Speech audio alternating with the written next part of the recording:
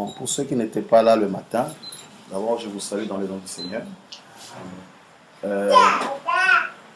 Nous sommes en train de parler sur un sujet simple que nous connaissons. Le sujet que nous avons intitulé « Le partage du nom ». Nous voyons comment Dieu partage son nom avec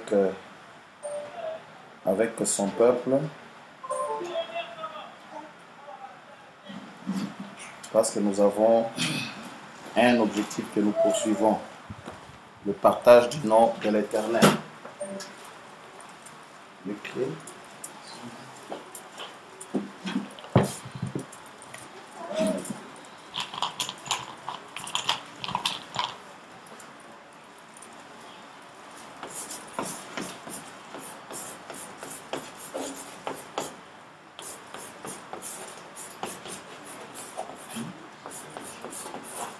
C'est juste un petit sujet. Nous voulons montrer l'importance du nom. Pour ceux qui n'étaient pas là, nous avons parlé d'abord du nom de Jésus. Le nom nouveau de Jésus, parce qu'il s'agit de ce nom qui, en principe, doit être partagé en ces temps de la fin. Selon qu'il est dit par Jésus lui-même, au vainqueur, je donnerai un caillou blanc. Et sur ces cailloux est écrit un nom nouveau que personne ne connaît. Donc il donne un nom. Et nous avons montré que ce nom, c'était l'héritage d'Adam. Adam régnait sur la terre avec ses noms. Ces noms, ce n'est pas seulement le nom tout court ou une appellation. Ces noms, il y a une nature. Nous savons qu'il y a certains qui disent que le nom, c'est karma, la nature. Mais ils oublient une chose, que ça doit être un nom qui soit la nature. Un nom qui est la nature, un nom qui est une vie. Même lorsque Dieu a changé le nom de Jacob en Israël, il n'a pas donné à Israël, à Jacob, le nom nature. Il lui a donné le nom Israël.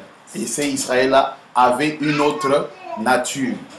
Il y a un nom auquel est liée une nature. Ce n'est pas de manière brute, simple, simpliste. Le nom nouveau, c'est la nature. Nous avons montré que ce n'est pas comme c'est pas la compréhension. C'est vrai, mais il faut qu'il y ait un nom qui soit la nature. D'accord? Et nous avons vu que c'est ça l'héritage qu'Adam avait. Il avait non seulement une nature, mais un nom lié à cela. Jésus signifie Jéhovah Sauveur, mais c'était Jésus. Un nom doit être lié à une nature. C'est ça le nom nouveau. Et il a régné, n'est-ce pas, Adam, avec cet héritage, cette puissance, cette nature. Il a eu droit à la vie éternelle. C'est la parole. C'est le caractère. C'est la vie, c'est la nature. Un nom qui lui donnait droit, accès à toutes ces choses. Mais quand il a perdu son héritage, ce nom a été retiré. C'est ce qu'on a appelé le titre de propriété incontestable. Un titre, c'est un nom. Nous avons essayé de faire des petits exercices ici pour montrer que lorsqu'on dit « donnez-moi le titre d'un chant », c'est le nom du chant. Le titre d'un livre, c'est le nom du livre. Titre de propriété. Donc il y a un nom qui exprime une qualité, une nature.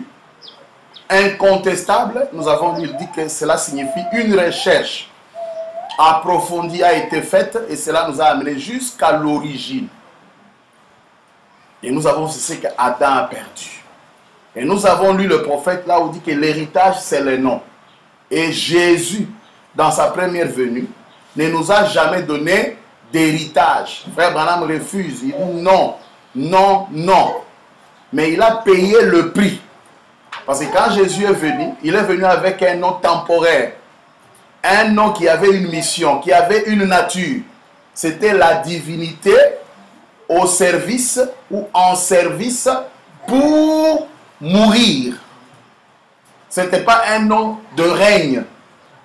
Et nous avons vu que Paul a dit dans Philippiens, comme il a été obéissant, a accepté l'humiliation des hommes. en se rendant obéissant même jusqu'à la mort et jusqu'à la mort à la croix. Dieu l'a alors souverainement élevé et lui a donné un nom qui est au-dessus de tout nom. Ce nom-là lui a été donné après son humiliation. Donc ça ne pourrait pas être un nom qu'on lui a donné à sa naissance. Afin qu'au nom de Jésus-là, qui est au-dessus de tout nom, que tout genou fléchisse. C'est là que nous avons distingué le nom Jésus et le nom de Jésus. Lorsqu'on dit le nom de Jésus, c'est un nom qui appartient à Jésus. Mais le nom Jésus, vous êtes précis. Jésus avait un nom ancien. Jéhovah, c'était le nom ancien de Jésus. Et Jésus a un nom nouveau qui est toujours son nom. Parce qu'il n'y a pas de divinité. C'est le même Jéhovah qui est devenu Jésus. C'est le même Jésus qui vient se manifester sous une certaine forme aujourd'hui. Et la forme a un nom. Il ne peut pas prendre la forme d'une personne sans prendre son nom. Il ne peut pas prendre la main d'une personne. Il prend la tête d'une personne. Dieu s'est incarné dans une personne. Il a pris sa tête, il a pris son nez, il a pris sa bouche, mais il oublie de prendre son nom. Ça n'a pas de sens. À une forme, il y a un nom. Quand Dieu prend une forme, c'est-à-dire qu'il prend l'identité de cette personne. Il devient cette personne. Voyez? Alors nous avons fini en parlant des anciens sentiers pour voir comment Dieu partage son nom. Et là, nous avons lu dans Jérémie, et nous allons encore lire ce passage. Jérémie 6, 16. Ainsi parle l'Éternel. Placez-vous sur le chemin, regardez. Ça, c'est Jérémie qui nous invite, à nous tous. Faisons cet exercice. Regardons. Demandez quels sont les anciens sentiers. Les sentiers sont des chemins. Virgule. Quelle est la bonne voie? Autrement dit, la bonne voie doit être parmi les anciens sentiers. Regardez les exemples anciens. Il dit, marchez-y. Et vous trouverez le repos de vos âmes. Mais ils répondent, nous n'y marcherons pas. C'est dommage, hein? Quelle impolitesse et quelle réponse rude. On leur dit, regardez les anciens sentiers, marchez-y, ils refusent. C'est là où nous avons voulu étudier ensemble un sentier qui nous intéresse tous. Un chemin qui nous intéresse tous. Un exemple qui intéresse tous les croyants, qui aiment Dieu, qui cherche la vie éternelle. On l'appelle Abraham. Et on l'appelle d'ailleurs quoi? Père de la foi. C'est un exemple. Et frère Abraham dit, ce que Dieu a fait à Abraham, il le fera aussi à sa postérité après lui.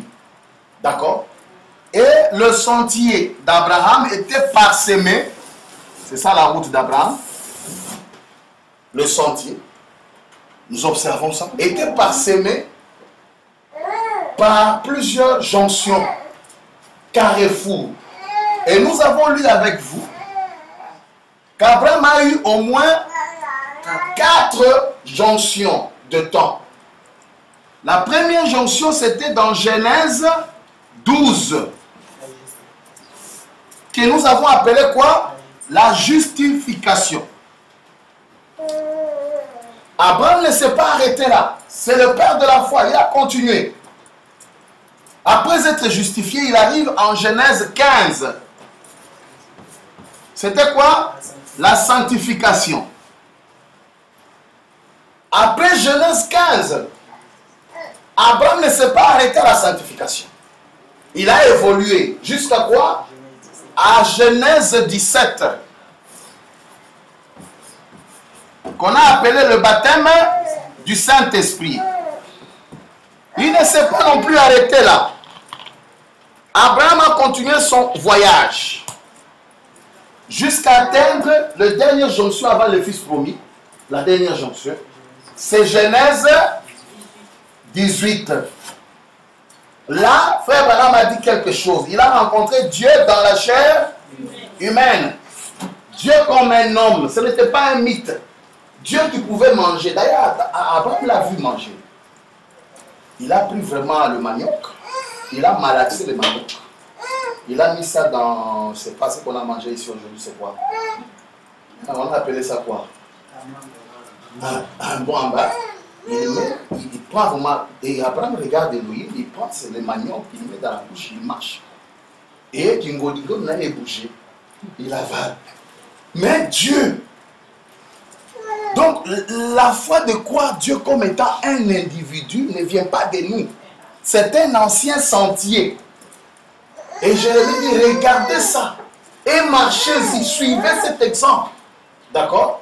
Et frère Branham va plus loin maintenant pour expliquer cette dernière jonction. Il dit quoi? Nous l'avons lu dans le véritable saut de Pâques. Lisons ça encore avant d'évoluer. Il le dit dans le véritable. C'était quel paragraphe qu'on a donné là?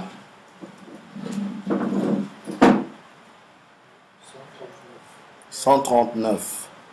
Voilà, vous avez raison. C'est prêché le 2 avril 1961. Paragraphe 139, évidemment. Il dit ceci. Maintenant, quant à sa postérité, observez comment il a agi de la même manière envers la postérité. La postérité d'Abraham est passée par la justification, même sa postérité, la sanctification et le baptême du Saint-Esprit, la manifestation de son nom. Après le baptême du Saint-Esprit, ici, il fait quoi? Il manifeste un nom. La manifestation de son nom. Genèse 18, ce n'est pas seulement Dieu fait chair, mais c'est aussi la manifestation du nom de Dieu. C'est là où nos amis s'arrêtent. Un prédicateur peut monter Dieu dans la chair, il a tourné le dos, Elohim, il nous a visités. Mais Elohim là, nous a visités par quel canal, par quel nom? La manifestation du nom. Il ne s'arrête pas là. Il continue. La révélation de qui il est. Quelle est sa nature, son être, sa nature. Après Genèse 17, ça arrive là. Et il continue, il dit, la révélation de qui? Il pose la question, il répond lui-même Jésus-Christ. Parce que n'oubliez pas, gardez l'unité d'un seul vrai Dieu. On ne peut pas voir de Dieu. On doit voir toujours le même Dieu qui change de forme, qui continue son voyage. C'est toujours Jésus. Si je dis que c'est toujours Jésus, donc je vais dire que c'est toujours Jéhovah. Donc c'est toujours El Shaddai. C'est toujours, je ne sais pas, Elohim. Il n'y a pas de Dieu. Au ciel, on ne sera pas là avec Pierre qui avait son Dieu, et la Samaritaine, et moi avec un autre Dieu. Et on commence à se chamailler la guerre de Dieu dans l'éternité.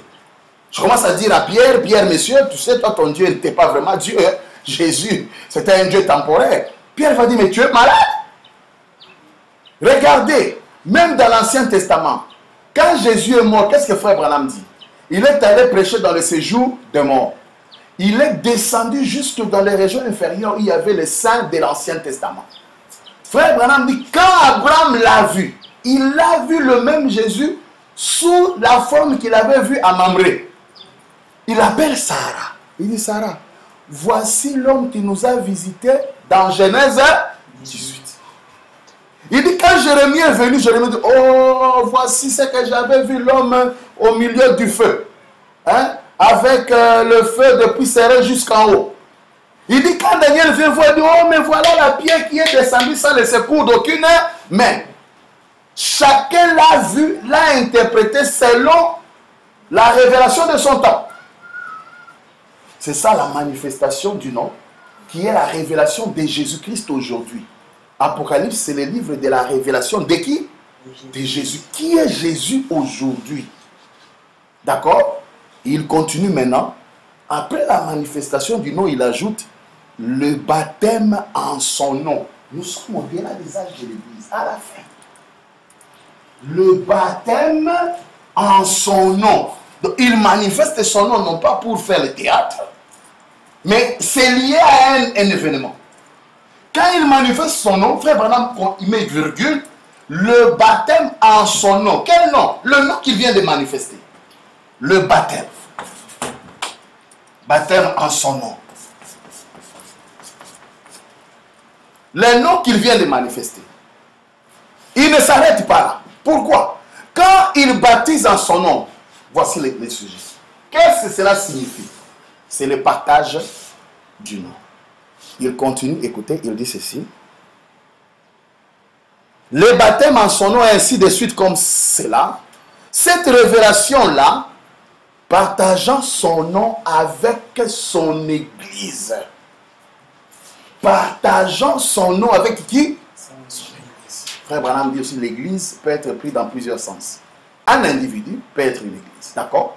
Il partage son nom avec l'Église. Et Abraham ici était représenté aussi l'Église. Vous verrez que le prophète représente deux fois Genèse 18. Le prophète Branham représente deux fois Abraham. Le prophète Branham représente Isaac. Le prophète Branham représente Sarah. Parce que tous les types devaient s'accomplir. Et lorsque vous prenez le frère Branham comme Genèse 18, Abraham devient son épouse. Lorsque vous prenez le frère Branham comme Abraham, c'est Sarah qui est son épouse. Vous êtes avec moi? Etc. Lorsque vous prenez Abraham comme Sarah, c'est lui la porteuse de la vie, Isaac, pour amener le fils promis. La même personne, c'est un carrefour. Il manifeste son nom non pas pour faire les aventures avec. C'est pour besoin du baptême. C'est pour le partager avec son peuple. Nous l'avons lu. Et frère Branham a dit dans l'alliance confirmée d'Abraham, du 18 mars 1961, il dit que c'est une grande révélation. Pourquoi frère Branham parlait de ça? Abraham, il a donné une partie de nous à Abraham. Ce n'était pas pour amuser la galerie. Pourquoi nos frères ne voient-ils pas ça? Frère Branham dit, ce n'est pas donné à tout le monde. Il dit, vous direz, pourquoi mon pasteur ne voit pas? Frère Branham dit, ce n'est pas donné à tout le monde. Ceux-là qui étaient censés croire, ce sont eux qui font la guerre à ça. Ce sont eux qui rejettent ça. Ils arrivent à voir le nom, Elohim dans la chair humaine, mais ils rejettent son nom. C'est comme s'il est venu sans nom. Il a un nom, c'est Branham. D'accord? Écoutez ce qu'il dit là. Que fit-il alors, paragraphe 50? Que fit-il alors? C'est scripturaire, comme nous l'avons démontré hier soir, en considérant cette même pensée. Dieu ne peut pas enfreindre ses propres lois. C'est la raison pour laquelle il a pris son propre fils au chapitre 17 de Matthieu et l'a mené sur la montagne. Là, c'est l'adoption. On finira demain par ça. Les conséquences de l'adoption. L'amena sur la montagne de transfiguration et il est mis dans sa position conformément à sa loi. Il fit cela. Et puis quand il fit cela, alors nous voyons qu'il respecta ses propres lois et il prit Abraham de la même manière. Vous dites, eh bien, êtes-vous sûr, frère Branham, le verset 4 et 5? Certainement. Vous voyez, quand il a donné à Abraham une partie de son nom, côté position, il mit son nom sur le chèque. Nous verrons le chèque, frère Branham dit, c'est la prière. Il dit, lorsque quelqu'un croit, Dieu lui donne un chéquier. D'accord? Le chéquier qui est un chèque en blanc. Donc tu peux prier et en bas là c'est écrit, c'est déjà signé au nom de Jésus. Maintenant il dit, lorsque le fils adopté vient, même si vous prenez, vous effacez le nom de Jésus, vous écrivez sur le chèque le nom du fils adopté, ce chèque est toujours valable. Il dit, il mit son nom sur le chèque, de même que le sien a été. Le sien, écoutez, c'est Elohim. Ça, c'est maintenant du français. Il dit ceci. Le sien, c'est Elohim. C'est ça, le sien, c'est quoi? Donc, Congo et Nzambe. C'est quoi? Elohim. Il fait 2 points. Abraham.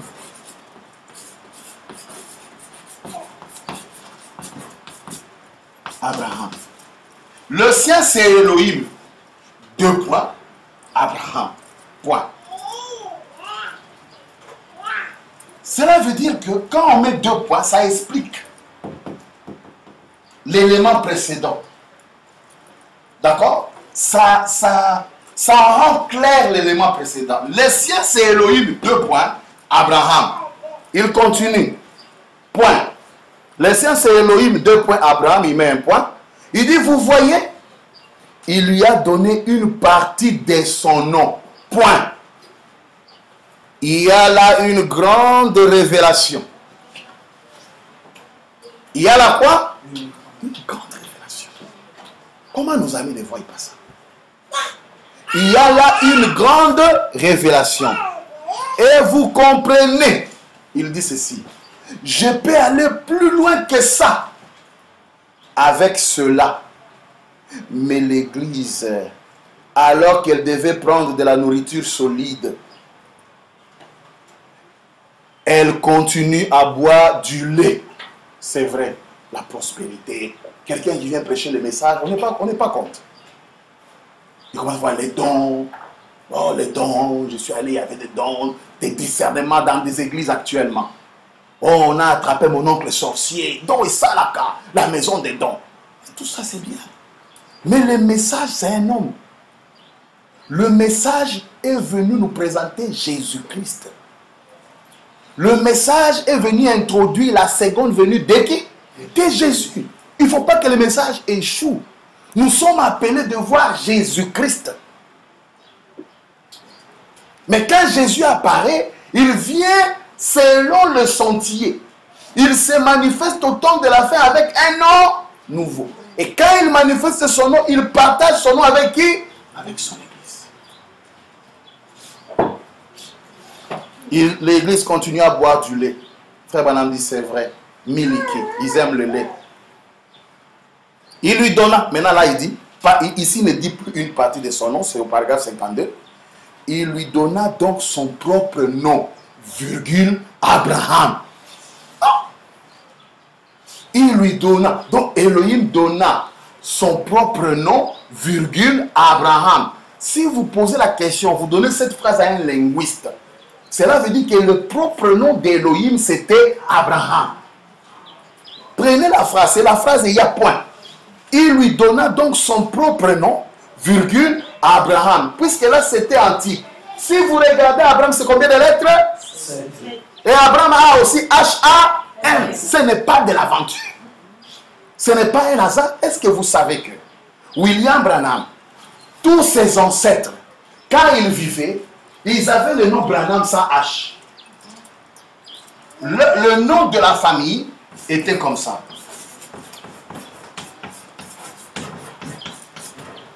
Branham.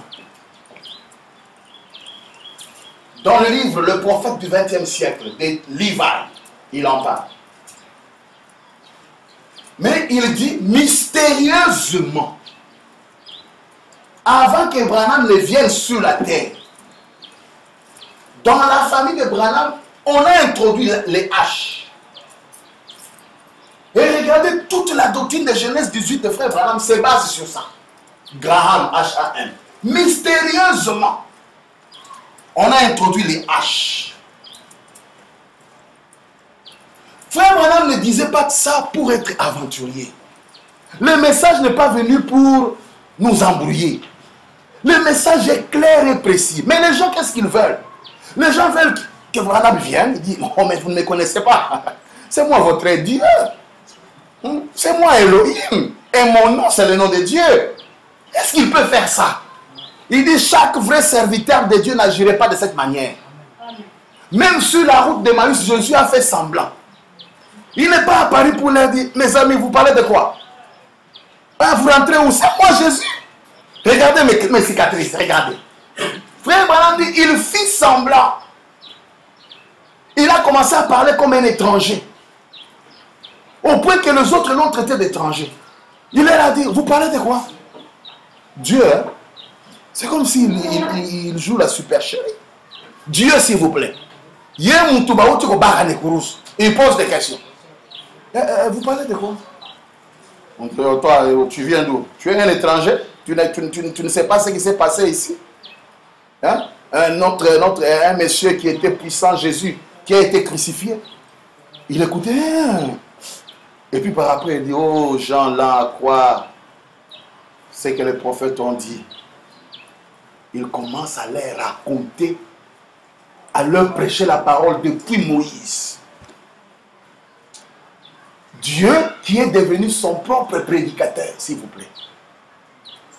La parole faite chair, prêchant la parole écrite qui les révèle ou qui la révèle lui-même ou elle-même.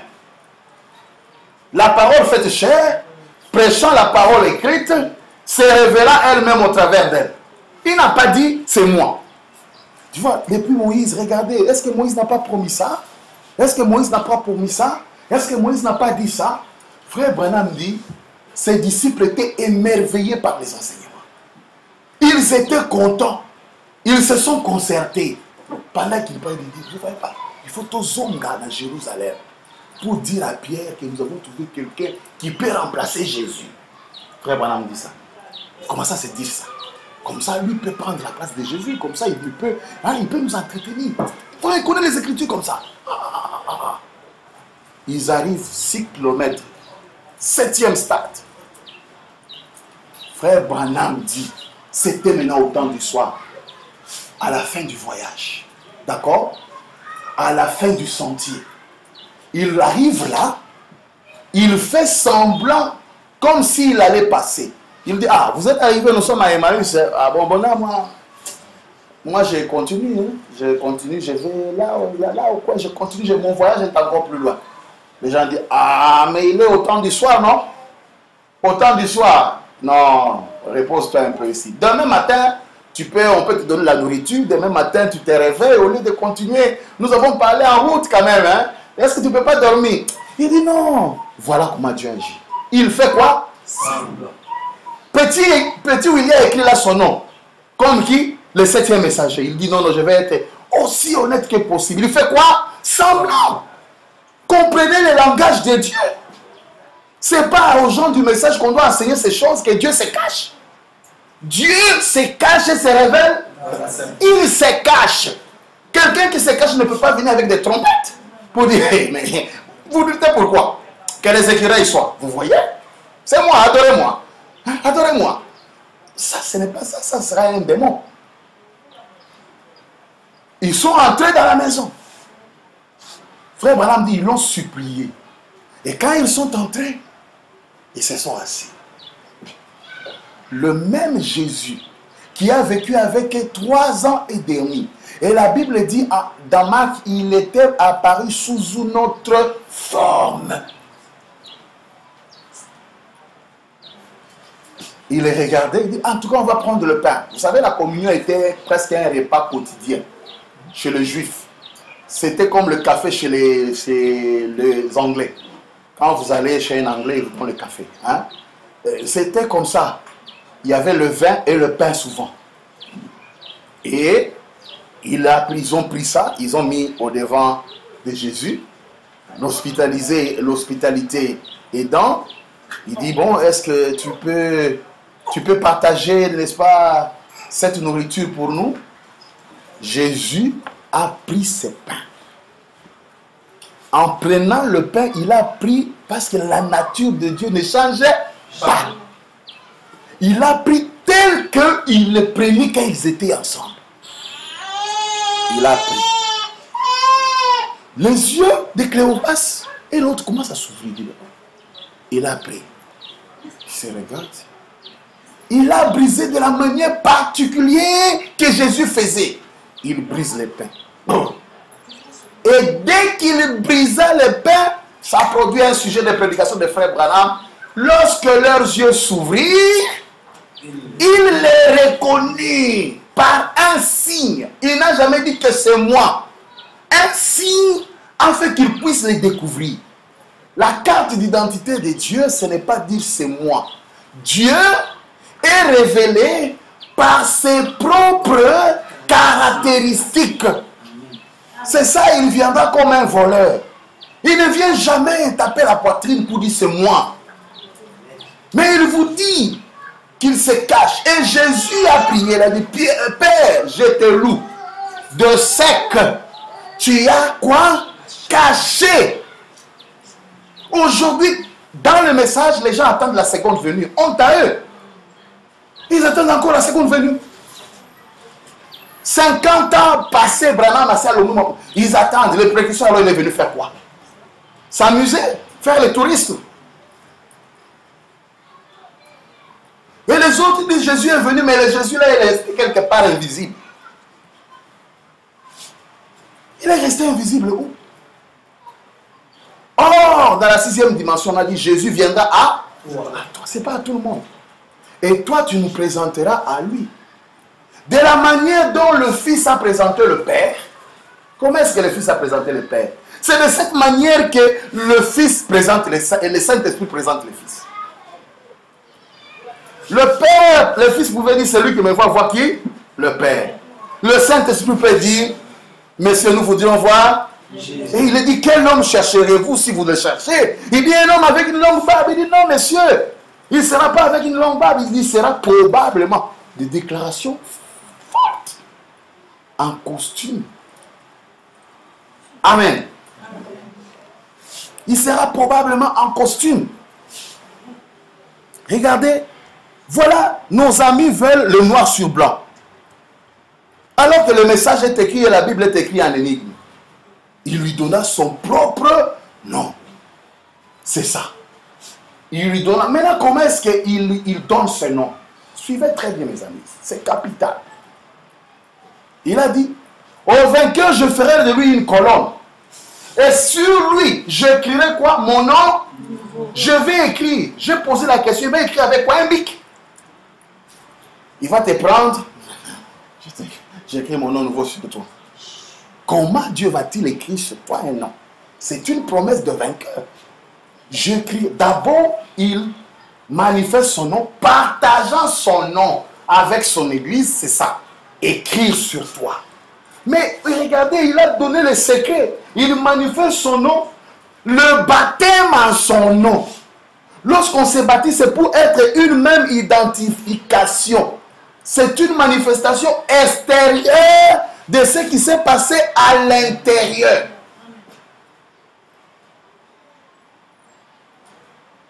D'accord? Alors, regardez ce qu'il dit dans l'alliance des grâces d'Abraham. Il donne des petits exemples pour nous réveiller toujours. Nous sommes le vendredi 17 mars 61 au soir, paragraphe 57. Maintenant, nous sommes dans Genèse 18. Toujours au verset 18. Maintenant, observons. Puis, après qu'il eut fait cela, il prit maintenant. C'est la deuxième chose qu'il a faite. Premièrement, il lui donna la justification au 12. Au 15, il lui donna la sanctification. Au 18, il lui a donné le Saint-Esprit. À la fin de cela, frère Branham s'arrête un peu. Observez cela rapidement maintenant. Toutes ces autres étapes ont pris des années. Est-ce que vous me suivez? Est-ce que vous aimez cela? Amen. Toutes ces années depuis la justification jusqu'à la sanctification, ça fait un laps de temps. Un certain nombre d'années. De la sanctification jusqu'à la confirmation, le Saint-Esprit, ça a pris des années. Mais dans le même chapitre, il a placé après le Saint-Esprit. Il l'a placé après le baptême du Saint-Esprit. La Pentecôte n'est qu'une quarantaine d'années. Vous savez, il a commencé à placer son fils. Le placement, je dis qu'on va développer ça demain. Martin Luther a atteint la justification.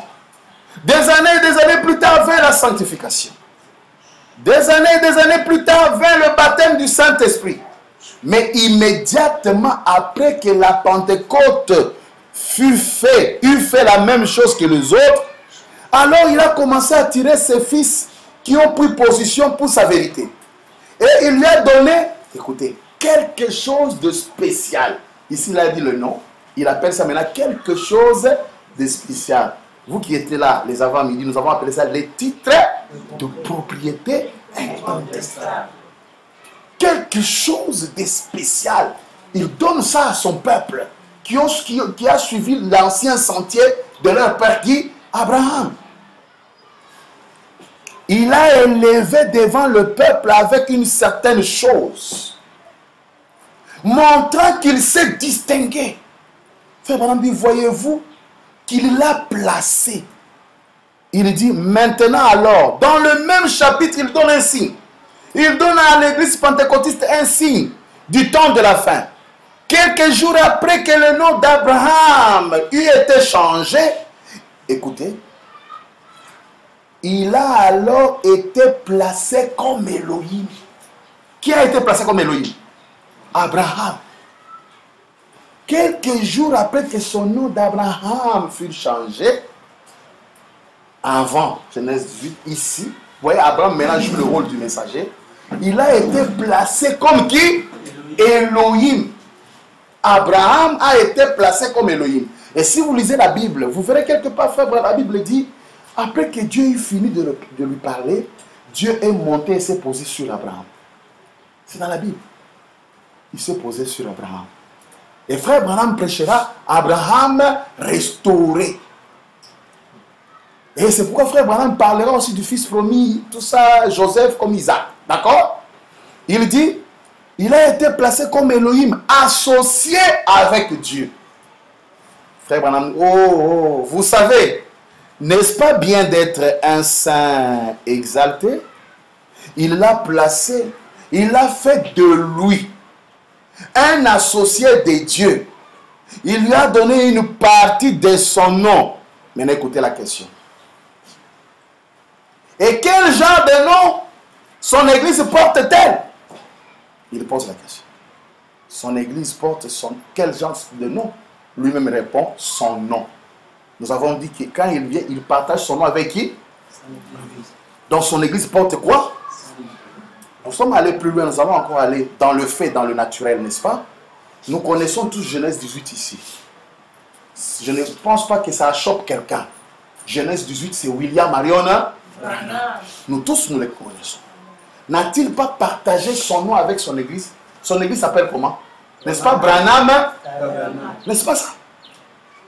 Parce que le fait même naturel, simple, ne peut pas ouvrir les yeux des gens. On dit que cet homme, quand il vient, il partagera son nom avec quoi? Son église. Et il vient, quelqu'un qui vient, il prend son église, il donne ça son propre nom de famille. Comme moi, c'est Mounanga, je viens de mon... chers amis, ça devient Mounanga Tabernacle. Ça, c'est la sorcellerie. Au Congo, quelqu'un a fait ça.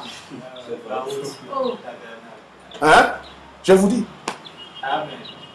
Il ne comprend pas pourquoi Branham a fait ça. Vous allez voir, William Branham, quand il a fait ça, il est venu encore dribbler les gens. Il vient à l'église, il dit, ah, mais ce n'est pas bien que mon nom soit sur cette église. Il a même promis d'ôter ça. Je lirai les citations. Amen. Il a dit, non, mon nom. Bon, quelque part, il dit, non, même si on mettait Neville, ça ne fait rien. Ça n'a pas de sens, ça n'a pas d'importance. Et puis après, il dit, non, ce n'est pas juste que mon nom soit là. On va ôter ça. Hein? Jusqu'à aujourd'hui, ça s'appelle comment? Branham? Lorsque l'homme de Genèse 18 vient, il partage son nom avec son église. Il partage son nom avec son église. Quel genre de nom porte son église? Son nom. Maintenant, regardez. Tout le monde ici, tous les pasteurs diront, en tout cas, moi j'aime Branham. J'aime Branham. D'ailleurs, nous prêchons Branham. Mais il faut un tabernacle. Quelqu'un vient. Il voit quoi, Branham? Combien? Comment? Il vient. Tout ça l'église, hein? Tout ça l'église Nabiso. Le nom ici gêne. Le nom ici gêne. Ah, tout le monde. Shekinah. Vous voyez, ça sonne bien, non? Ah, Vanton, oui, Shekinah Tabernacle. Ah. Un autre dit, bon, Shekinah, si je mets encore Shekinah, ça sera comme lui. Mais le nom Branham gêne. Opprobre à cause de son nom. Opprobre à cause de sa parole. Mais quelqu'un qui dit qu'il prend le message de Branham, il ne veut pas imiter son maître. Son maître, son église, il a donné son nom. Et il vient, non. Nous, c'est pierre de fête.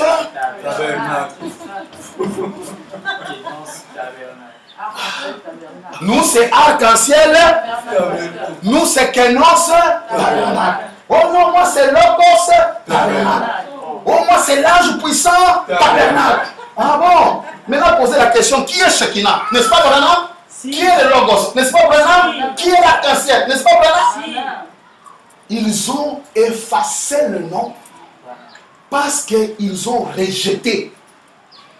Les autres l'ont fait sans le comprendre ce qu'ils ont fait. C'est ça.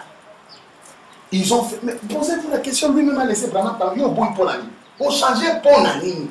Et aujourd'hui, on va voir même un ancien qui s'est dit archevêque du message en RDC. Il prend Barouti. Et les gens se réjouissent. Barouti Tabernacle. Lui, c'est son tabernacle. Toi, tu es Elohim. C'est Elohim qui a le droit de partager son nom avec son Église. Amen. Ce qu'il a fait là, c'est une usurpation. Exact. Il montre qu'en fait, il se divinise. Il s'est divinisé. Mais vous allez voir que le nom Barouti, ça a seulement du sens peut-être dans son village. Mais vous allez voir que Branham a... Je respecte bien Barouti. Hein? C'est bien. Il pouvait donner son nom dans sa maison, sa résidence. Pas dans un lieu d'adoration. Vous verrez l'implication. Comment Dieu partage son nom. Quel genre de nom porte son église? Frère Branham lui-même répond. Son nom. Frère Branham pose encore la question. Il dit, est-ce c'est vrai? Je suis venu au nom de mon Père et vous ne m'avez pas reçu. Il dit, le nom de Jésus. Pas le nom de Jésus. Le nom de Jésus. Là, au moins, vous êtes maintenant à l'aise avec le nom de Jésus, n'est-ce pas? Amen. Si un autre vient en leur nom, comme celui qu'on a cité tantôt, si les autres viennent en leur nom, son nom, au nom d'une organisation, vous les recevrez. Mais il a associé Abraham, écoutez, il a associé Abraham à son nom. Là, ce n'est plus encore une partie. Il prend Abraham, il associe ça à son nom. Il continue, et suivez.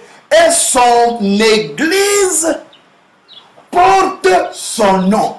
Aujourd'hui, si ici ça devient une église, je ne vois pas quel nom cela peut porter. Ça ne portera pas le nom Frédéric. Pas du tout. Ça doit porter le nom du Seigneur. Ça doit porter le nom de Jésus, mais nouveau. D'accord? Ça c'est pour un peu, pour ne pas scandaliser les autres qui sont dehors. Vous allez dire, non, nous prions au nom de Jésus. Mais c'est le nom de Jésus que nous utilisons, c'est son nom nouveau, pas le nom ancien. Vous voyez? Maintenant écoutez, Frère Branham donnait toujours les indices. Il ne faisait rien par hasard. Il dit, ce soir, il y a bien de bonnes femmes dans ce monde, hein? Mais il n'y a qu'une Madame William Branham. C'est ma compagne. Est-ce que vous voyez ce qu'il est en train de faire?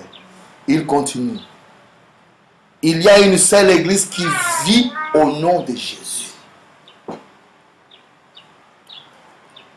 Amen. Maintenant, il continue. Tout ce que vous faites en parole ou en œuvre, faites-le au nom de Jésus.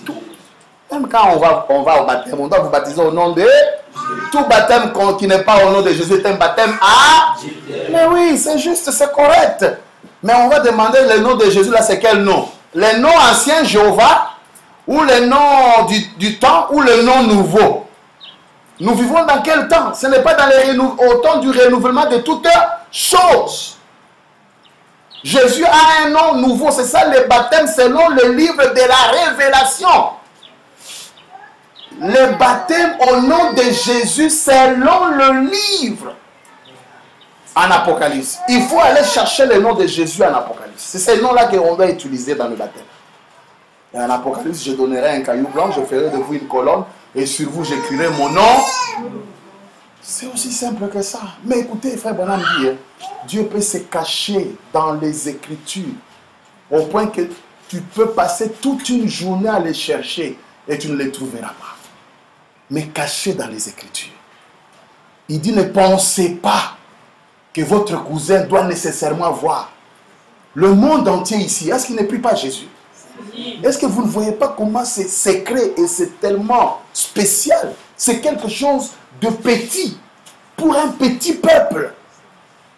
Demain ici, mais il y aura des gens, ceux qui viennent de Mongala, Mongali.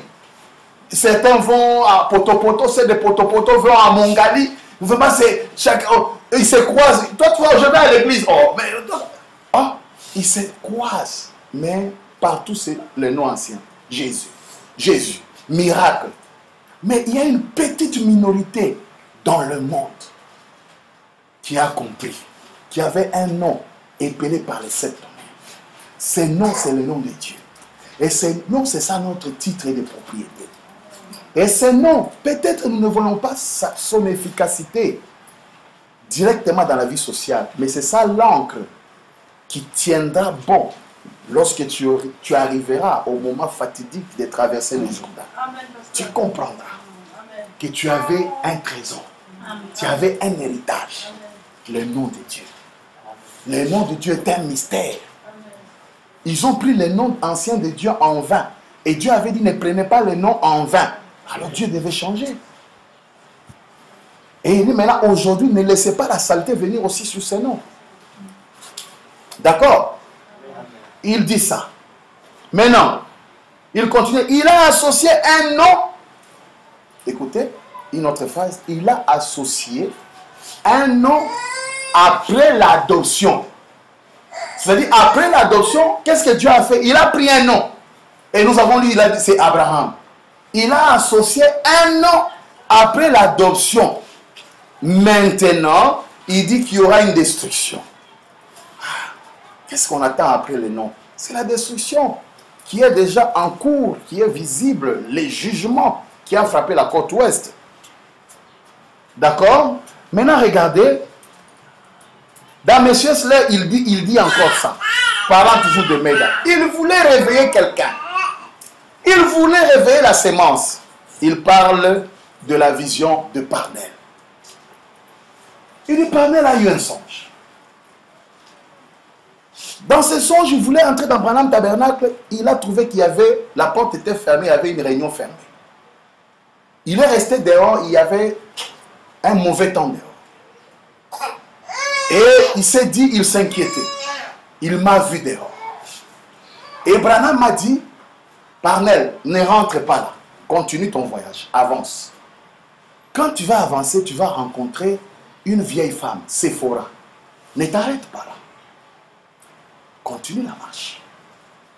Continue, tu rencontreras encore une seconde vieille femme. Continue encore. Tu rencontreras une femme jusqu'à ce que tu trouveras ma femme. Dès que tu trouves ma femme, arrête-toi là. Et qu'est-ce que frère Branham dira? Sa femme c'est qui? D'abord nous connaissons que sa femme s'appelle Méda, n'est-ce pas? Écoutez, je pense que c'est à partir du paragraphe 168. Hein? Ça c'est pour les gens qui ont des brochures dans l'ordinateur. Ne vous arrêtez pas à elles. Elles ont fait leur temps. Mais lorsque vous arriverez vers ma femme, c'est Branham qui parle. Écoutez, vers ma femme, ce qui est mon église. La femme porte le nom de qui? De son époux. Il vient, il partage son nom avec son... Il dit qu'il partage son nom avec son église. Ici, il fait sortir sa femme Méda. Dès que vous verrez ma femme, et il dit son église, c'est sa femme. Et pourquoi? Parce qu'il dit que sa femme, il dit c'est parce qu'il a pris son nom. Branham.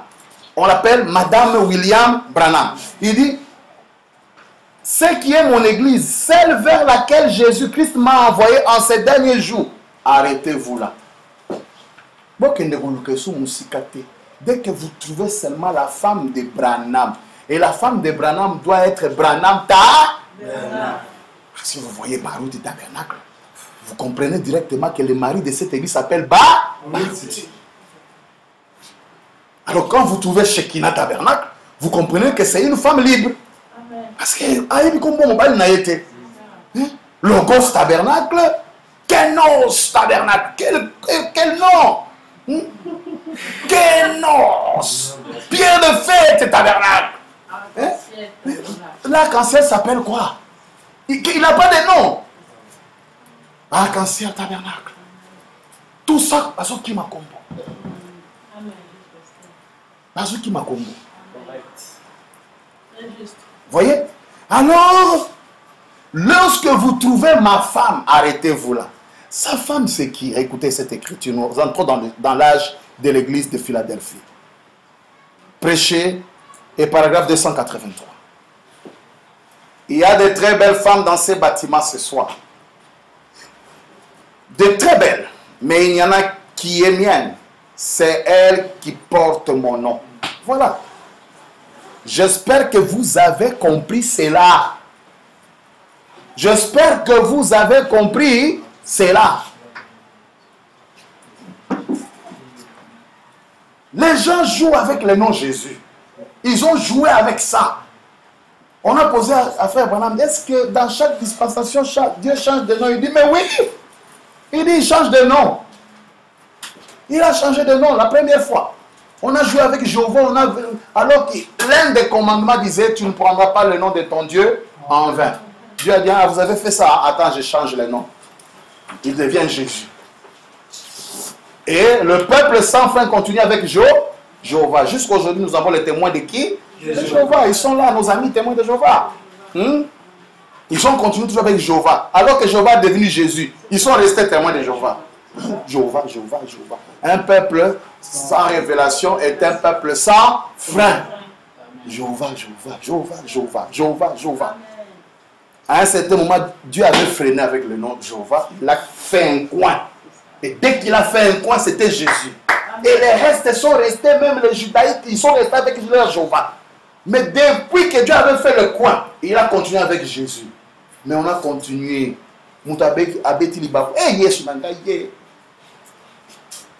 Des voleurs, nous connaissons des voleurs, on a attrapé un voleur. Yes, mais c'est quoi, tu es un voleur? C'est quoi, monsieur? Laisse qu'on t'attrape. Non, mais les talons au cou. Yes, yes. Mais c'est quoi? Voilà prendre le nom de Jésus en vain. Il dit, ah, Jésus, regarde. Au vainqueur, je donnerai mon nom. Il vient, il fait encore un coin. Et ce sont les gens de ces messages qui devaient comprendre ces choses, mes frères. Ce sont les gens de ces messages. Mais curieusement, les messages deviennent la prolongation des Amemalambo et des Maman Olang. Hein? Quelle est la différence entre vous et les papes? Vous priez au même nom. Il n'y a pas de différence. Hein? Maman Olangi, Jésus. Baptise au nom de Jésus. Toi aussi, Jésus. Vous êtes pareils, vous êtes ensemble. Le pape aussi, il vient et dit, au nom de Jésus. Mais il ajoute un peu Marie, hein, et un peu Pierre, pour un peu pimenter la chose. Un peu... Voilà, assaisonner un peu la nourriture. Il leur rajoute quelques petits saints. Hein? Mais il prie avec le nom de Jésus, avec sa robe là et son grand chapeau. Mais il a aussi un petit chapeau. Parfois il met le petit et parfois il met le gros. Et dernièrement il vient de faire une déclaration. Il a fait une messe, j'ai suivi ça à l'internet, où ils ont invoqué Lucifer. Oui, ils ont invoqué Lucifer, s'il vous plaît. Il a invoqué Lucifer, la bête. Regardez, c'est le seul chef religieux qui est reçu partout. S'il vient ici au Congo, on va aller l'attendre par le président de la République à l'aéroport de Miami et le ministre. Le diable incarné. Il prie à quel nom? Jésus. Il ne prie pas au nom de Jésus, mais il prie au nom de Jésus. Un nom ancien. D'accord? C'est elle qui porte mon nom. Frère Branham dit, j'espère que vous avez compris cela. Elle porte mon nom. Point. Ainsi asserra-t-il de son épouse. Point. Frère Branham termine en disant, très bien. On va faire encore un petit exercice d'un exemple tout à fait banal mais littéral. Vous allez comprendre certaines choses. Certaines choses. Vous imaginez que pendant que Frère Branham est sur la terre, nous le connaissons, nous ici, que c'était Elohim sur la terre, mais il y avait des églises ailleurs où les gens priaient. Même là dans Jeffersonville. Dieu, créateur du ciel et de la terre, est sur la terre et sont en train de prier. Vous imaginez un peu? Mais qu'est-ce que Dieu a dit chez les Hébreux? Il a dit aux Hébreux quelque chose qu'on appelle le seul lieu d'adoration. Il leur a dit, vous ne prierez que en l'endroit où moi, Dieu, je ferai quoi? Je mettrai mon nom. Je dis, on prend ça de manière littérale. Pour vous comprendre. Le lieu d'adoration. C'est l'endroit où lorsque Dieu se manifeste. Et cet endroit où il met son nom, c'est un endroit distingué. C'est l'endroit où les gens étaient supposés aller prier. Les gens devaient venir là. Parce que le Dieu qu'ils priaient dans leur secte, dans leurs églises, était sur la terre. Et il a dit que le seul lieu d'adoration, lisons un peu ça. Essayez de rendre un service à Dieu sans que cela soit la volonté de Dieu. Du 18 juillet 65, paragraphe 36. Récemment, j'ai prêché un message. Beaucoup d'entre vous le connaissent sur le fait qu'il n'y a qu'un seul endroit pourvu où Dieu rencontre l'adorateur.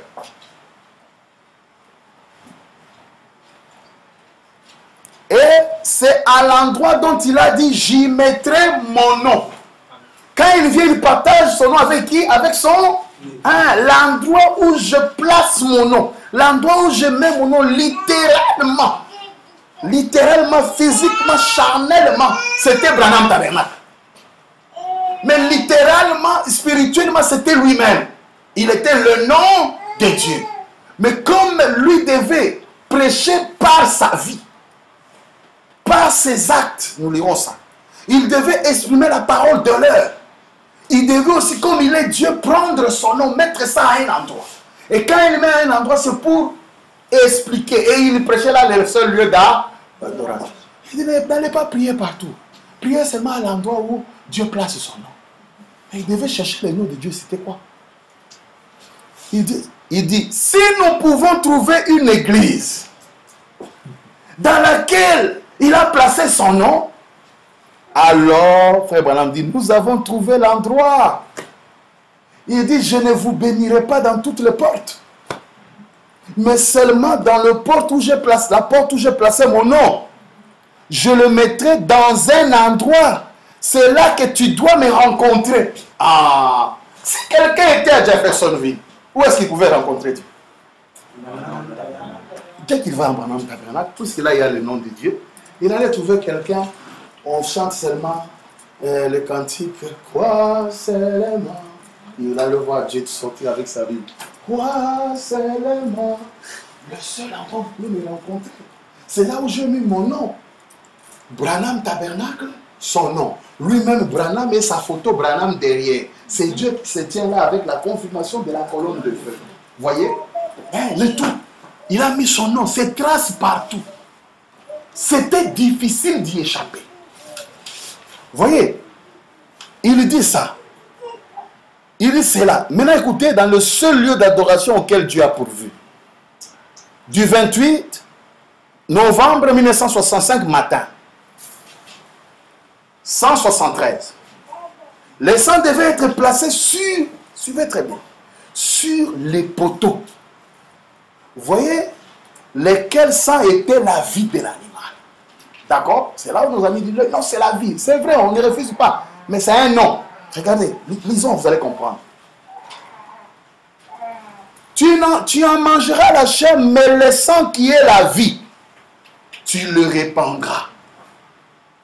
Vous voyez, cela devait être, le sang devait être mis sur le poteau Et le linteau de la maison, où le sacrifice a été agréé, autrement accepté. Oh là là. Quand vous acceptez les sacrifices vivants ici, l'expiation vivante, vous devez prendre son sang, mettre ça où? Sur le linteau. Et le sang, c'est quoi? C'est le nom. D'accord? Si vous acceptez dans cette maison, dans cette église, j'appelle ça église, le sacrifice, si vous agréez le sacrifice, vous devez prendre le sang du sacrifice, mettre ça où? Et on chantera quand je verrai le sang, quand je verrai le sang. Autrement dit, quand je verrai le nom. Regardez. Le linteau de la maison, où le sacrifice a été agréé. Frère Branham, ça l'a ému. Il a dit gloire. Il a dit gloire. Il dit qu'est-ce qu'est la vie? La vie, comment tu vas prendre la vie? La vie. Tu vas prendre la vie comme ça? La vie est cachée derrière un nom. Qu'est-ce qu'est la vie? Il répond, c'est le nom. Écoutez, il continue. Il plaça les noms de la personne. Autrement dit, à Goshen, lorsque les Hébreux prenaient le sang, ils mettaient sur des poteaux et sur des linteaux de leur porte, ils écrivaient avec le sang le nom Moïse. Le nom de la personne. Il plaçait le nom de la personne. Et la personne qui représentait Dieu en ce moment, personne ne va douter, c'était Moïse. Même lorsqu'il y avait une bagarre, une guerre, pour gagner, il devait élever les mains de Moïse, de la personne. Et nous aujourd'hui, si nous voulons gagner dans notre combat, vous allez élever quelle main? Et l'élever, c'est quoi? Physiquement, c'est le louer, l'adorer, le chanter. Nous élevons les mains de la personne. Et nous gagnons la bataille. Et cela nous distingue des autres. Nous devenons le fou pour eux et eux aussi deviennent qui? Fous pour nous. Nous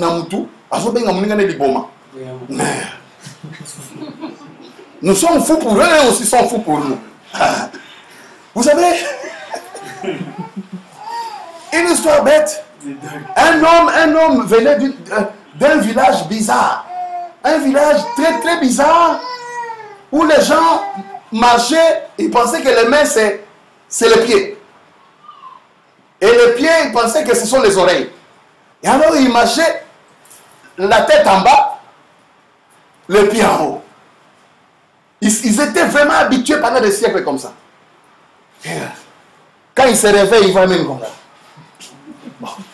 Tous les villages, un jour, l'un d'eux quitte le village, il va maintenant trouver dans un autre village où les gens marchent normalement. Lui, il était comme ça. Il le regarde, il dit, oh, comment toi tu marches comme ça? Ah, il s'étonne. Alors que celui... il s'étonne. C'est ça, c'est comme ça que ça s'étonne de nous. Lui, il a la tête en bas, il vient s'étonner. Il a été longtemps dans un tabernacle, un village, qu'il a fait marcher la tête en bas. Et quand il vient rencontrer un village où les gens ont la tête en l'air, il commence à s'étonner. Oh, non, vous êtes en retard. Voyez?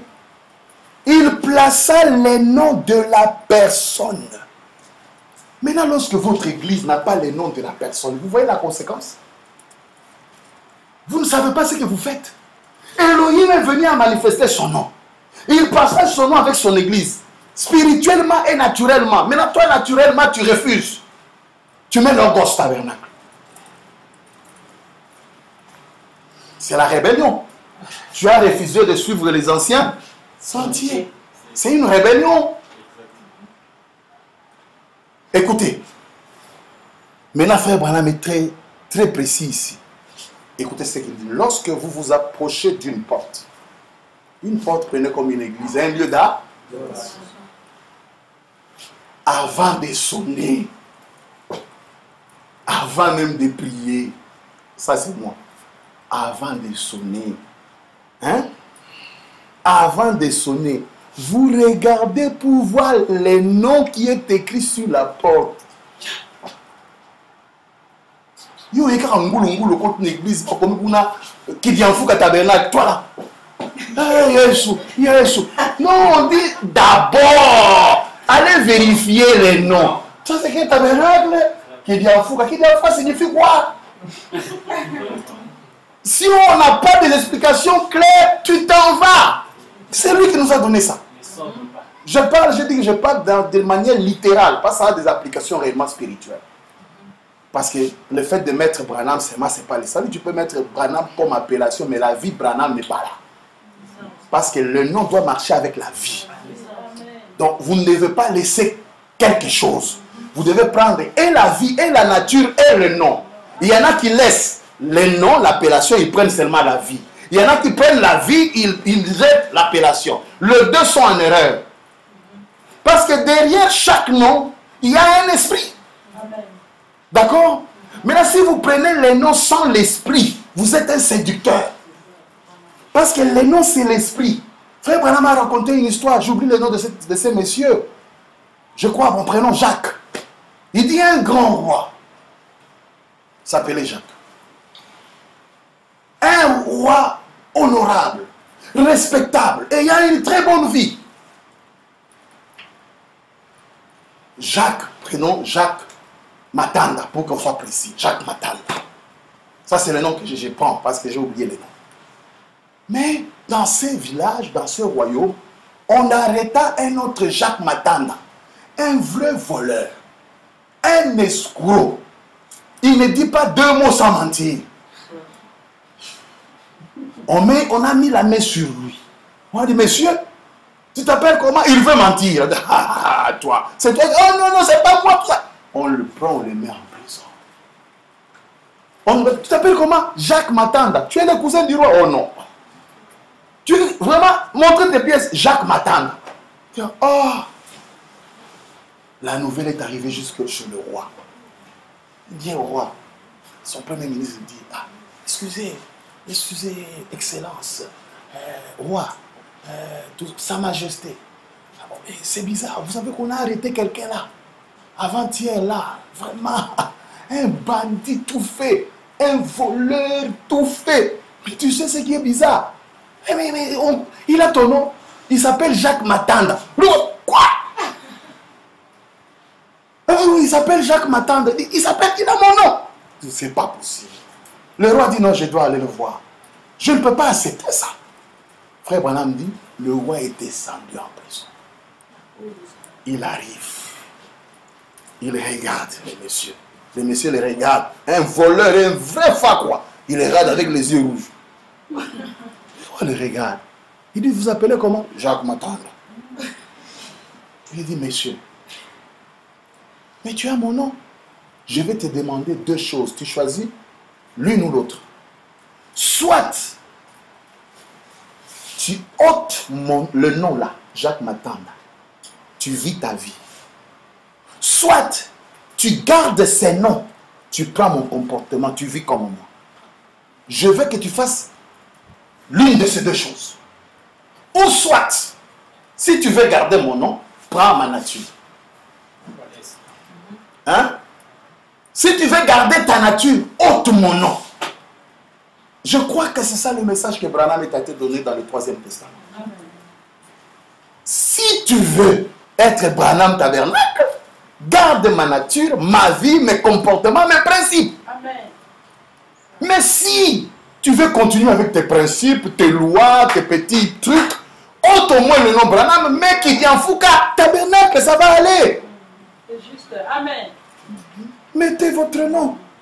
Ôtez mon nom.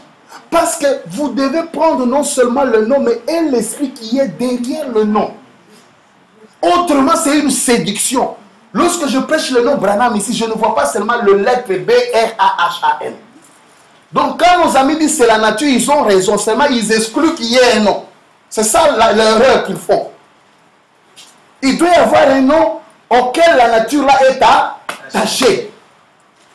C'est ça. Voilà. Il dit, avant de sonner, ne soyez pas pressés. Vous arrivez dans une église, il dit, regardez d'abord les noms qui est écrit sur la porte et alors sonnez. D'accord? Il dit, alors que vous arrivez, vous approchez d'une porte, avant de sonner, Vous regardez pour voir le nom qui est écrit sur la porte. Vous voyez, le sang était placé sur le linteau de la porte comme type du sacrifice qui était à l'intérieur. Maintenant, nous allons trouver le lieu d'adoration. Juste au travers de cela, en passant par ce sang, remarquez que le sang qui était à la porte montrait ce qui était à l'intérieur. Le gens étaient à l'intérieur, notre lieu d'adoration. L'agneau et la parole, nous le savons. Maintenant, écoutez, quand j'ai pris ces types un peu trop littéral, pourquoi? J'ai voulu montrer que la manifestation du nom vient dans ces sentiers à la fin du voyage, avant la manifestation du Fils promis. D'accord? Le Fils promis, c'est la nuée de gloire. D'accord? Mais avant le Fils promis, juste à la frontière entre la fin de la Odyssée et nous commençons à entrer dans les 3 ans et demi, d'accord? La manifestation du Fils de l'homme, c'est les noms.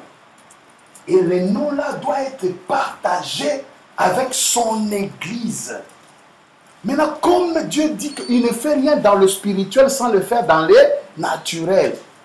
Voilà qu'est-ce que Frère Branham dit dans la fête de trompette en définissant qu'est-ce qu'un prophète. Au paragraphe 107, Frère Branham définit comme ça les prophètes. Il dit, oh, ces actes, Malachie 4 et tout ça, et Hébreux 13, 8, Jésus-Christ le même hier, aujourd'hui et pour toujours. Il demeure la parole pour toujours, la parole manifestée. C'est exactement ce qu'il est, ce qu'il a démontré par le prophète. Un prophète, ça ne veut pas seulement dire un voyant ou quelqu'un qui annonce quelque chose. Ça veut dire quelqu'un qui révèle la parole qui est écrite. Point. Écoutez, par sa propre vie, ses propres œuvres. Ah! Quelle œuvre? Il prend son église, il donne quoi? Son nom. Qu'est-ce qu'il fait? Par sa propre vie et par sa propre œuvre, écoutez, la parole de ces jours est révélée. Donc ce qu'il a fait là, révèle quelque chose. Ça révèle quoi? Elohim va partager son nom avec son église. Dans sa vie, il manifeste ça et nous voyons que spirituellement, c'était ça. Amen. Si vous voulez, regardez cette écriture, elle est très forte. Elle est très forte. Les gens minimisent cette écriture. Je relis ça. Par sa propre vie, le prophète, ses propres œuvres,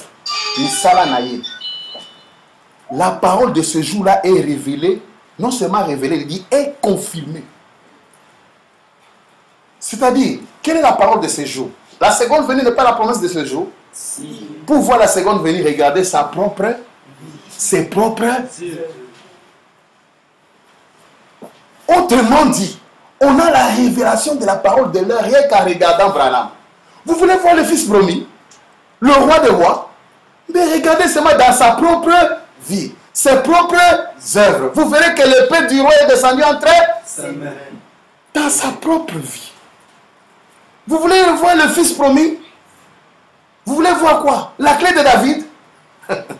Hein? Celui qui ouvre et personne ne ferme. Celui qui ferme. Regardez seulement dans sa vie. Sa propre vie, ses propres œuvres révèlent la parole du jour. Tout ce qu'il a vécu, c'était la parole. Même quand il allait à la chasse, tout ce qu'il faisait, c'était la révélation de la parole de l'heure. Par sa propre vie, il révèle l'avenir. Par sa propre vie, il révèle le précurseur. Par sa propre vie, il révèle le nom nouveau. Par sa propre vie, il révèle Dieu partageant son nom avec son église. Par sa propre vie. Vous voyez? Regardez l'écriture que nous aimons tous. Avant de la lire, vous la connaissez déjà. Nous voyons les jonctions. Justification, sanctification, baptême du Saint-Esprit, manifestation du nom. Et puis après, baptême en son nom. C'est ça le partage de son nom. D'accord? Là. Ici, c'est qui manifeste le nom? Elohim dans la chair. Mais il a montré que Elohim dans la chair humaine, ce n'est pas quelqu'un d'autre. Là, au moins, tout le monde est d'accord, sauf ceux qui sont encore trop bébés. Hein? qui sont les églises de réveil prolongé. Et ils sont dans les miracles, ils attendent les tonnerres, ils attendent les 7e sauts. Finalement, ils attendent tout. Vous voyez? Ils risquent même d'attendre le 7e messager. Ils sont nulle part. Ils attendent. D'accord? Mais ici, tout le monde connaît quand même Genèse 18. Il y a quelqu'un ici qui ne croit pas à Genèse 18. Dieu dans la chair humaine, ou bien qui dit que c'est nous tous. Dieu dans la chair humaine, c'est nous tous. Frère Branham dit, il ne s'agit pas d'une douzaine. C'est un individu. Hein? Un individu. Nous sommes des fils des hommes en tant que miniatures lorsque la sémence mère s'éclate. D'accord?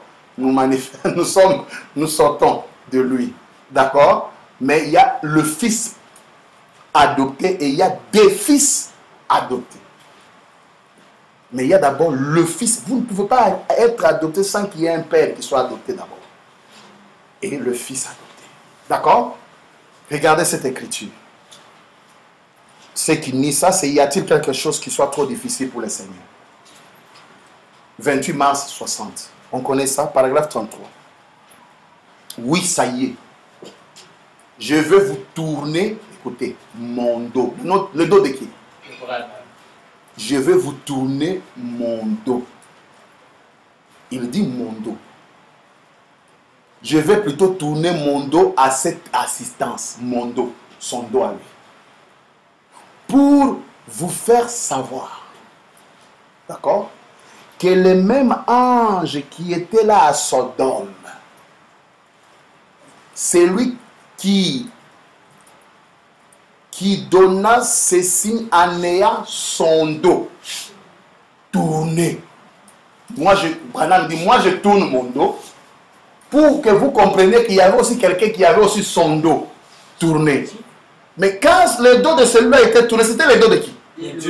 Maintenant ici, ça sera le dos de qui? Ça sera le dos de qui? Parce qu'il nous tourne son dos.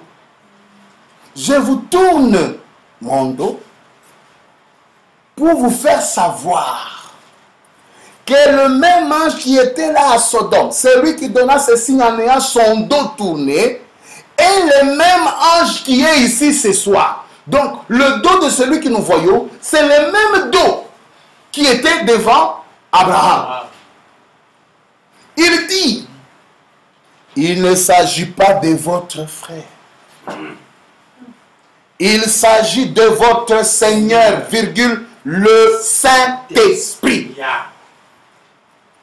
C'est clair, c'est lui, Branham. Ça, on n'invente pas.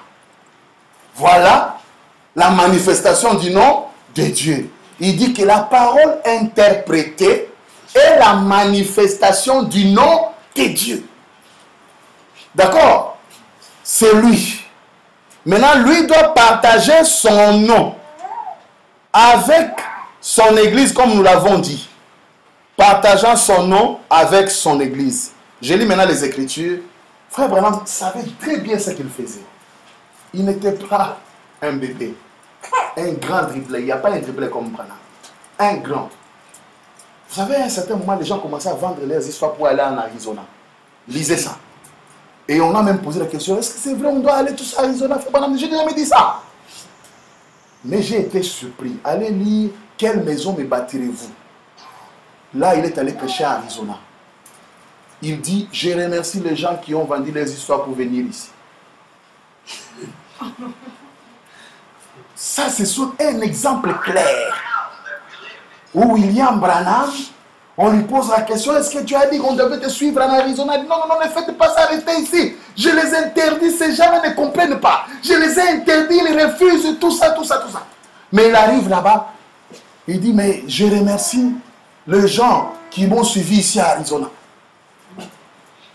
Là où il n'y a rien, ce sont des braves gens. Vous voyez comment il était? Un bon dribbleur. Lui donne son nom à l'église. Mais écoutez, dans le péché impardonnable, il y a deux écritures que je vais lire, où il commence à récuser lui-même ce qu'il a fait. Au paragraphe 240, je prends l'endroit. D'abord, il dit, ainsi maintenant réunissons-nous, formons un groupe ici, dans ces vieux petits tabernacles. Il dit non pas parce que il voulait dire quelque chose. Non pas parce que il s'arrête, 3 points. Maintenant écoutez, c'est cette phrase qui vous montrera ce qu'il voulait dire. Si vous voulez ôter mon nom là sur le devant, c'est là. On l'a simplement mis là. Si vous voulez ôter mon nom là sur le devant là, on l'a simplement mis là. Appelez cela comme vous voulez. Cela n'a pas d'importance. Vous pouvez juste l'appeler église. Si vous voulez. Ça ne doit pas être un Branham tabernacle. Ça ne doit pas être un Branham tabernacle. Écoutez maintenant, il continue. Branham n'a rien à faire.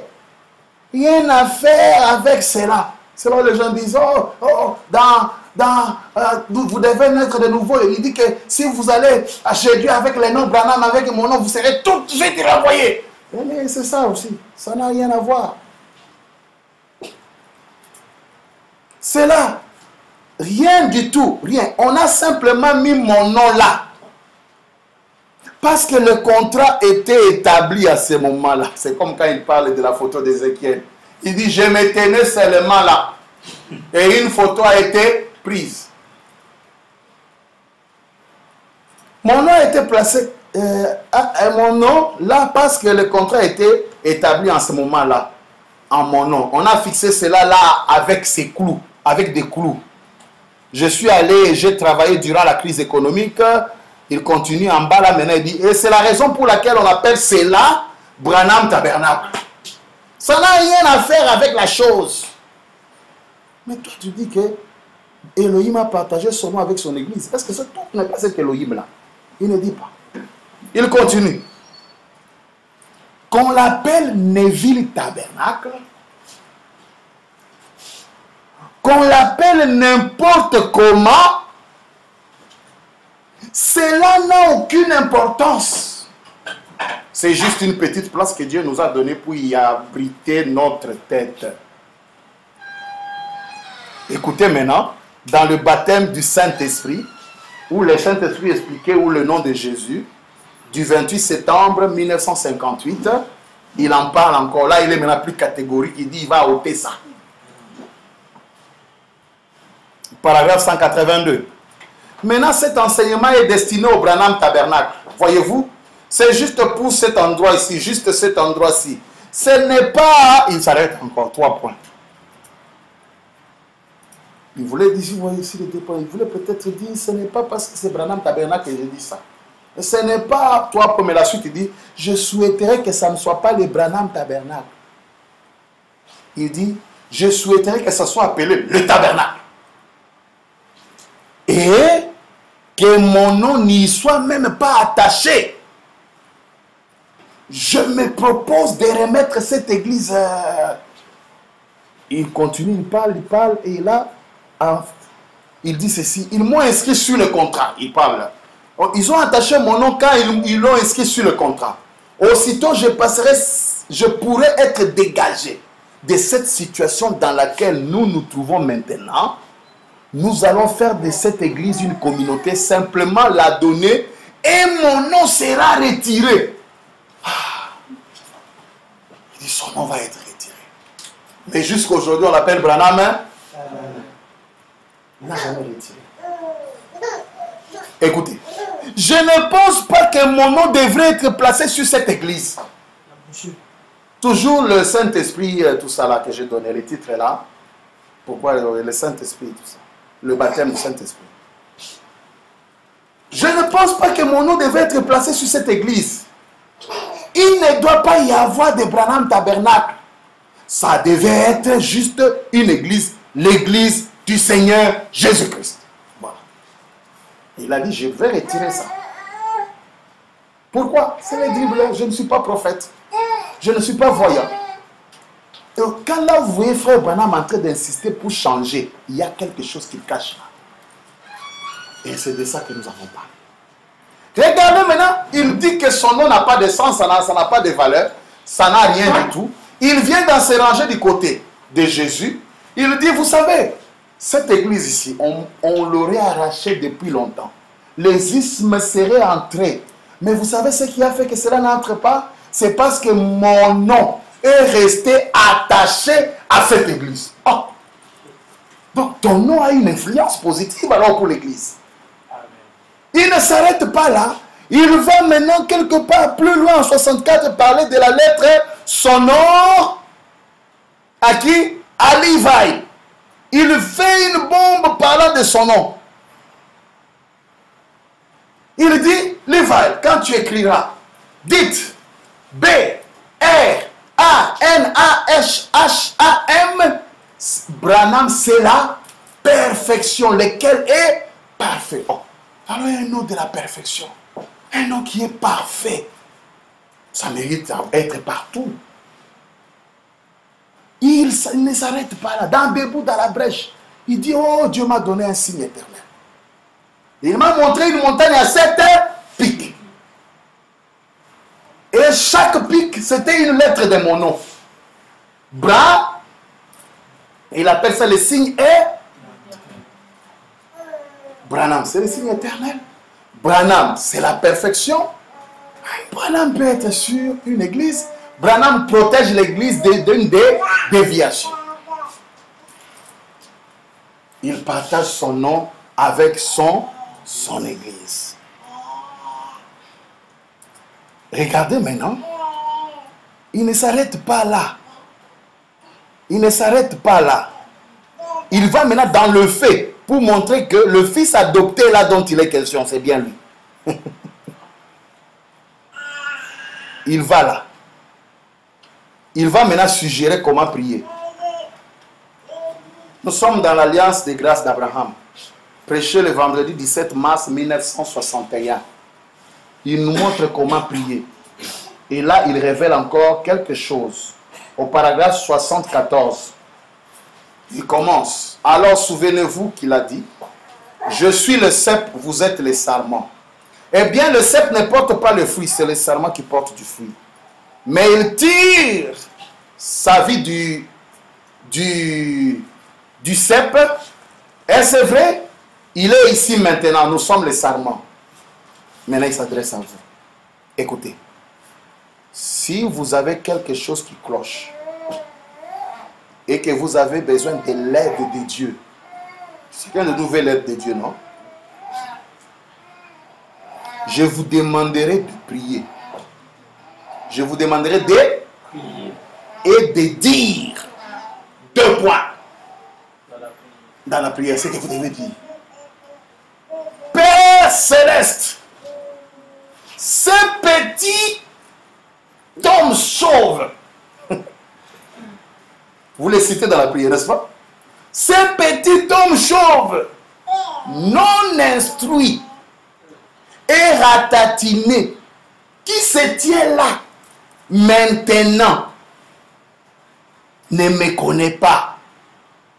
Et il n'est qu'un homme. Ça, c'est la prière que vous devez faire. Mais il me dit que tu es le même.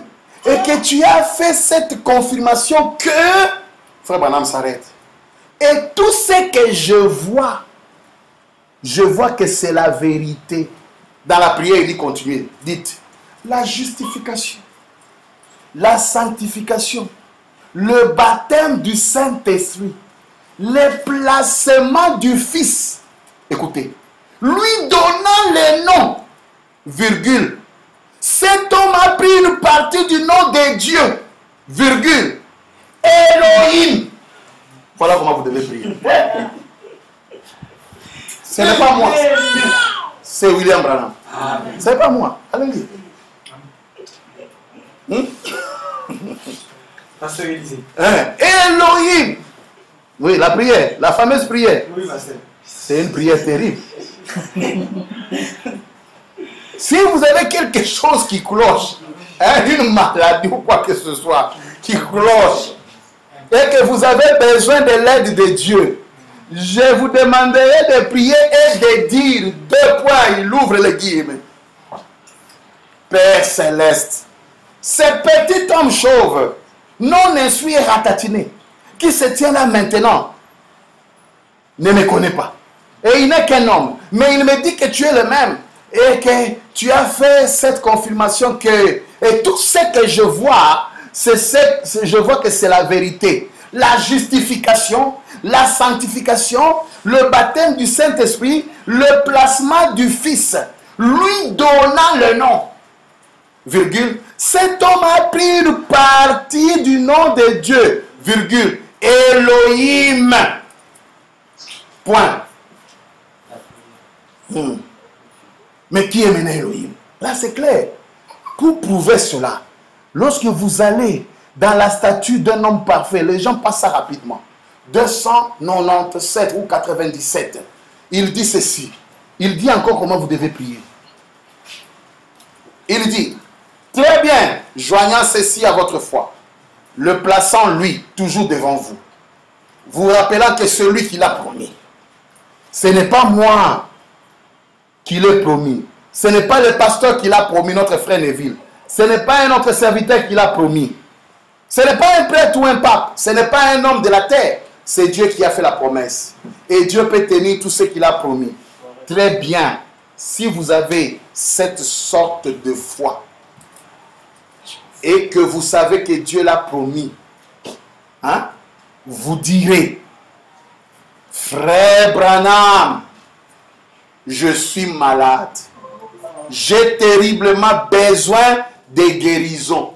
Frère Branham dit, acceptez-la. C'est un don qui vous est fait.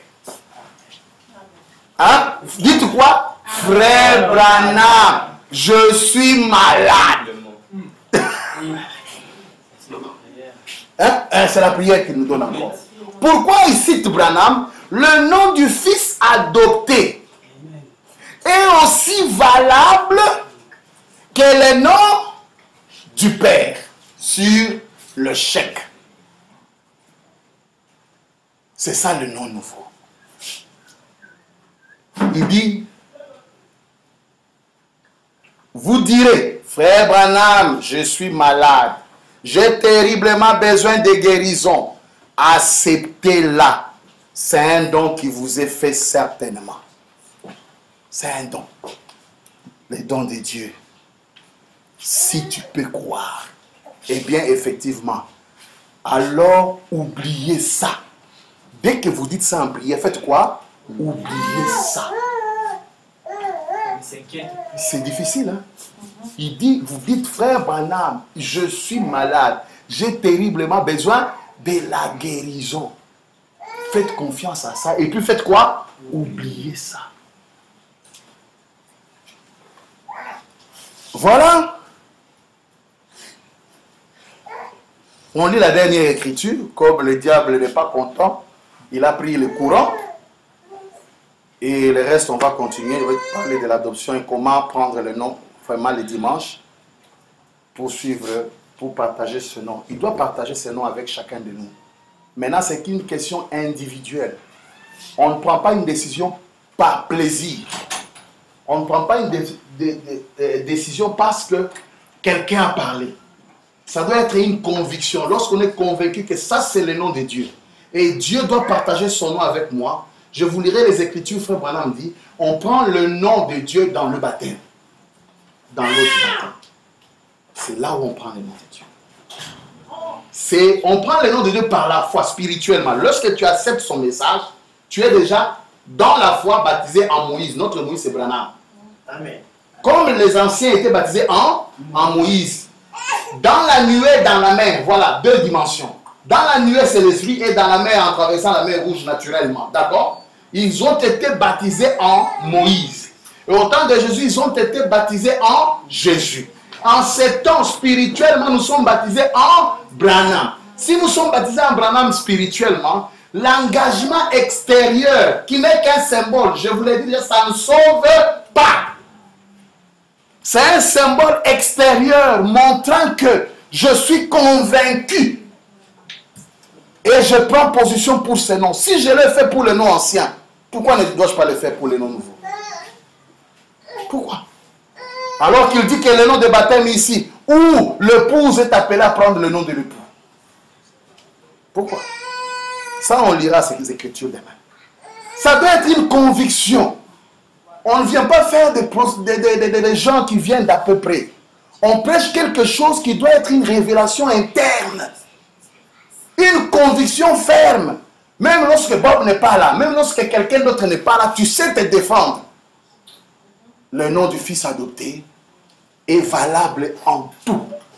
En tout. Et on lit cette écriture exposée pour montrer qu'il s'agit d'un nom commun. Et on arrête là, vous connaissez ça. Il est aussi dit qu'il donnera au vainqueur un caillou blanc. Et que dans, et non sur le caillou, il y aura un nom nouveau. Que celui qui le porte sera le seul à connaître. L'idée d'un nom nouveau est déjà familière. Abraham est devenu Abraham. Non, on n'a pas dit qu'Abraham a eu une nouvelle nature. Est-ce qu'on a dit ça? Non. Abraham, ce sont des lettres, est devenu Abraham. Mais cela a provoqué un changement dans sa nature. Réalisons seulement. Sarai est devenue Sarah. C'est ça le nom nouveau. Ça doit être un nom. Jacob est devenu Israël. Je le dis encore, on n'a pas dit que Jacob est devenu un homme qui a combattu Dieu. Non.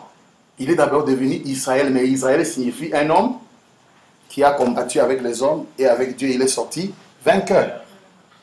Simon est devenu Pierre, mais ces exemples sont là. Simon, c'est un homme. Pierre aussi, c'est un homme.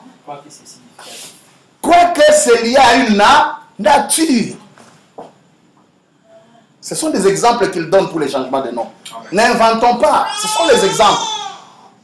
Alors on ne dira pas que Jésus a un nom nouveau, il est devenu quelque chose d'autre, une nouvelle nature. Oh, non, non, il doit avoir un nom. Écoutez.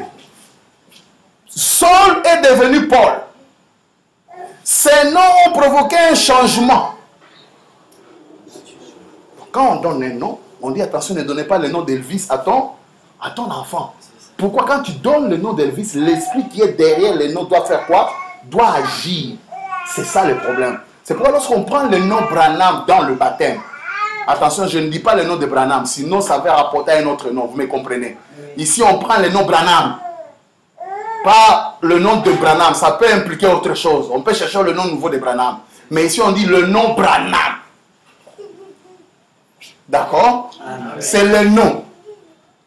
On vous baptise au nom de Branham. Vous verrez lorsque vous vous identifiez à ces noms, comme vous avez respecté les sentiers, et comme vous avez respecté la démarche de Dieu, un esprit sera sur vous. Personne ne peut vous ôter ça. C'est là où les gens disent souvent, dans les serpents écrasés qui le comprennent mal,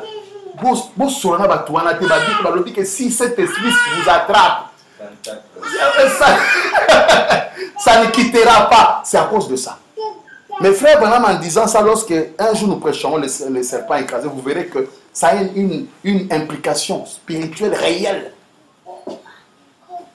Lorsqu'on s'identifie à ces noms publiquement, le ciel naturel voit. La terre naturelle voit. Mais avant de s'identifier publiquement, en ces noms physiquement, il faut l'accepter dans le cœur d'abord. Parce que le baptême d'eau est pour le croyant. Si tu crois et tu es baptisé, tu crois, tu as d'abord le baptême spirituel. Tu restes dans la prière. L'esprit Branham vient en toi, c'est-à-dire tu acceptes la chose par la foi. Alors quand tu entres dans l'eau, quelque chose doit se faire. Dieu doit faire que le nom que tu prends, l'esprit de ce nom te suive. L'esprit qui est dans ce nom doit te suivre. Parce que tu portes un nom maintenant. Tu t'es identifié, c'est le qu'on appelle Pessio Combo. Si tu es Gaël, tu deviens Gaël de Branham. Nous tous ici, nous sommes des Branham. Hein? Je dis ici, pas des Branhamistes, de Branham. Ah, c'est différent. Les ismes, mes frères Branham est contre. Nous sommes des Branham et non des Branhamistes. C'est ça. Amen. Et l'esprit Branham, comme l'esprit Elvis, suit tout enfant à qui vous donnez le nom d'Elvis, si réellement le baptême là est fait sincèrement et qu'on vous porte dans l'eau au nom de William Marion Branham, l'esprit de cet être qui est rien d'autre, l'ange du Seigneur, c'est ça son esprit. Dieu doit être derrière vous. Et en ce moment-là, vous devenez une colonne. C'est ça, j'écrirai sur lui le nom de la ville de mon Dieu, mon nom, et il n'en sortira pas. Même si vous leur dites quoi, ils ne croiront pas. Parce qu'il est devenu une colonne. C'est fini. C'est fini. Dans Branham, celui qui a pris ce nom, s'il rétrograde, c'est qu'il y a quelque chose de faux. Même si vous voyez qu'il rétrograde dans la vie, mais il garde ce nom avec lui. Il peut tomber dans les petites choses de bassesse dans la vie. Mais si vous lui posez la question qui est ton Dieu, il dira c'est Branham. Il reste ferme. D'accord? Ces noms ont provoqué un changement. Ou bien, écoutez, ils ont été donnés à cause d'un changement qui s'était opéré. Donc quand on a donné à Jacob le nom d'Israël, c'est parce qu'une nature a changé.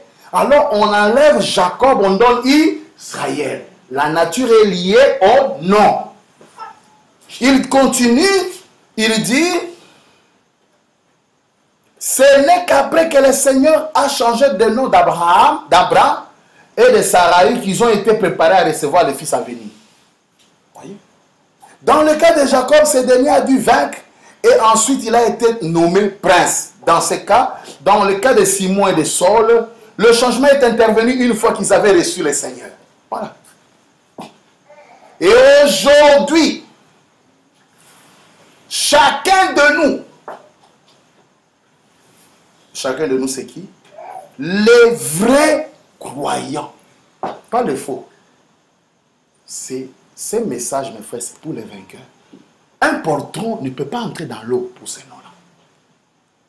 Au vainqueur, je donnerai un caillou, et sur ce caillou est un nom, pas un portron. Non, non, c'est quelqu'un qui a la joie, qui sait ce qu'il fait. C'est le nom de mon Dieu. Je le prends et je le porte partout. Et je suis à l'aise. Il entre dans l'eau comme un vaillant soldat. Pas un portron, un peureux. Il n'a pas de place dans le royaume. Même la Bible dit dehors le lâche. Mais les gens qui ont vu la révélation, ils s'en saisissent. Et ils ne reculent pas. D'accord? Et aujourd'hui, chacun de nous, le vrai croyant, a changé de nom. Nous sommes des chrétiens. C'est un nom que nous portons tous. C'est le nom commun. Mais un jour, nous changerons de nouveau. Assurément, voilà, incontestable va sortir. Nous recevrons un nom nouveau. Ce nom pourrait être notre véritable nom originel. Incontestable signifie une recherche approfondie a été faite et cela nous a conduit jusqu'à son origine. Voilà. Nom originel. Et on prend ça. Et quand on prend ça, on s'associe à ces noms. La vie de ces noms nous suit. Et c'est ça la marche d'un vrai croyant. Et c'est ça qui vous démarque. Ça te change avec les Nzambe Malamu, avec les Mama Olangi, avec les Soni Kafuta.